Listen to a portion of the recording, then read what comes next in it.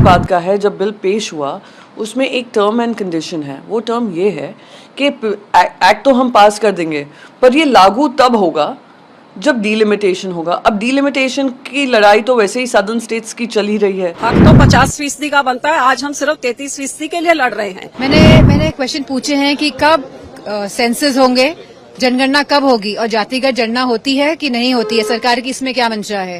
और मैंने ये भी कहा है कि डिलिमिटेशन प्रोसेस कब होगा, क्योंकि दोनों एक दूसरे से रिलेटेड है। तो बहुत सारी महिलाओं ने कल फोन किया। शुरू में वो बहुत खुश थी कि 2024 के चुनाव की वो तैयारी करने की बात कर रही थी, लेकिन जब पता चला कि ये तो अभी जनगणना होगा, उसके बाद फिर परिसीमन के बाद होगा, मतलब 2029 तक हो सकता है, तो उनमें काफी मायूसी आ गई। हर पार्टी, विपक्ष दल से हों या सत्ता पक्ष के हों, हम सब इस ऐतिहासिक दिन का इंतजार कर रहे थे। उम्मीद यही थी कि नरेंद्र मोदी जी ने जो 2014 में वादा किया था देश की महिलाओं के साथ, बीजेपी के मैनिफेस्टो में था कि जैसे ही सरकार बनाएंगे विमेंस रिजर्वेशन बिल पास करेंगे। 9.5 साल बाद आता है। इमीडिएटली कोई भी बिल जो कानून बनता है, एक्ट बनता है, वो इमीडिएटली इम्प्लीमेंट होता है।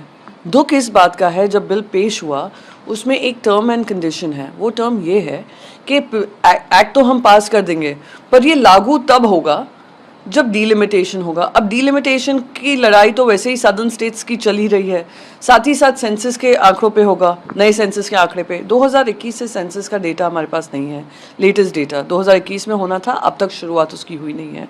तो यानी आपने महिलाओं को एक और जुमला दे दिया है कि आप, हाँ हमने दरवाजे खोल दिए, एक्ट बन गया है, पर आप दरवाजे के बाहर ही खड़े रहेंगे, हम एंट्री तो तब देंगे जब ये काम हो जाएंगे।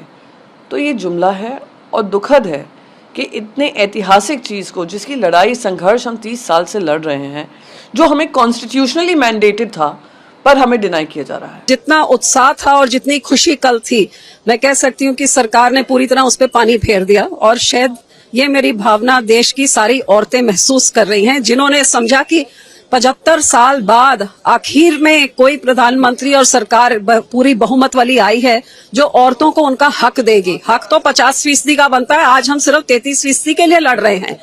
और खुशी को गमी में बदलने में कुछ ही समय का फासला हुआ, क्योंकि समझ आ गई कि ये सत्र बुला के इतने गुप्त तरीके से रातों रात पास करके बिना बिल सर्कुलेट किए क्यों ये किया गया, क्योंकि डेवल इन द डिटेल सामने आ गया कि जब पढ़ने को मिला तो पता लगा कि ये सेंसस के बाद, जिस सेंसस में आजादी के बाद हर 10 साल बाद होता है, 2021 में होना था, अभी तक 23 खत्म होने को आई, अभी तक सेंसस नहीं हुआ, ये भी नहीं पता आगे कब करेंगे। सेंसस के बाद डिलिमिटेशन होगी और डिलिमिटेशन के बाद ये रिजर्वेशन बिल लागू होगा, तो ये 5-6 साल तक तो कहीं पे लागू हो नहीं रहा है। तो फिर आपने जो 10 साल पहले वादा किया था, 9.25 साल जब 6 महीने रह गए इलेक्शन के लिए, तो आपको ये बिल लाने की क्या जरूरत, जब आप लागू ही नहीं कर रहे हैं। और जो आपने लागू नहीं करना तो लेके क्यों आए। पर आपकी नीयत जो सही होती तो आप जे रातों रात आप नोटबंदी कर सकते हैं, चंद घंटों में आप देश को बंद करके लॉकडाउन कर सकते हैं, जोर जबर से जीएसटी को आप पुश कर सकते हैं, तो आप इसको आराम से कर सकते थे जी आपकी नीयत सही थी। नीयत सही नहीं है। जैसे 75 सालों थे और जब से ये पहली बारी रिजर्वेशन बिल की चर्चा हुई है, ये मेल डोमिनेटेड पार्लियामेंट ने औरतों के साथ धोखा किया और आज भी एक धोखा ही हुआ है। मैंने क्वेश्चन पूछे हैं कि कब सेंसस होंगे, जनगणना कब होगी और जातिगत जनगणना होती है कि नहीं होती है, सरकार की इसमें क्या मंशा है। और मैंने ये भी कहा है कि डिलिमिटेशन प्रोसेस कब होगा, क्योंकि दोनों एक दूसरे से रिलेटेड है एंड हमारा जो वुमेन रिजर्वेशन बिल है वो इन दोनों चीजों पे डिपेंडेंट है।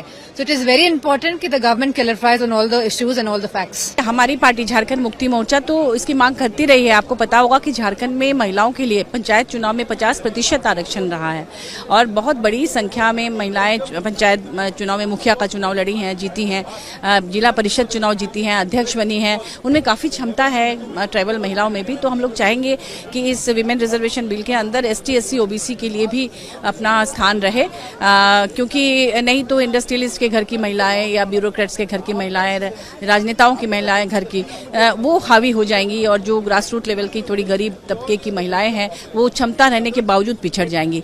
लेकिन ये है कि मैं चूंकि झारखंड में विमेंस कमीशन की चेयरपर्सन रही हूँ और अपनी पार्टी JMM की भी विमेन विंग की सेंट्रल सेंट्रल प्रेसिडेंट रही हूँ, तो बहुत सारी महिलाओं ने कल फ़ोन किया। शुरू में वो बहुत खुश थी कि 2024 के चुनाव की वो तैयारी करने की बात कर रही थी, लेकिन जब पता चला कि ये तो अभी जनगणना होगा, उसके बाद फिर परिसीमन के बाद होगा, मतलब 2029 तक हो सकता है, तो उनमें काफ़ी मायूसी आ गई।